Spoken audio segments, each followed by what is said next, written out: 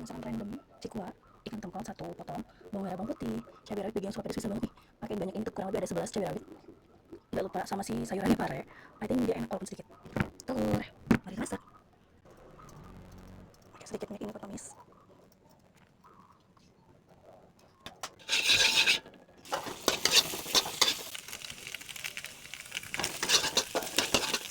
Kita buat sampai dia benar agak setengah matang, baru kita tambahin dananya.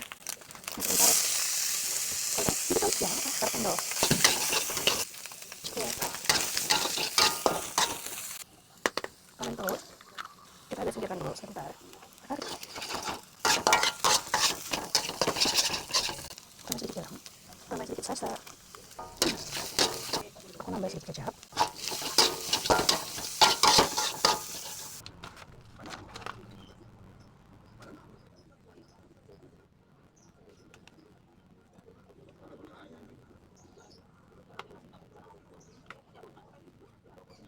Ditemenin sama ini dia, endol atas.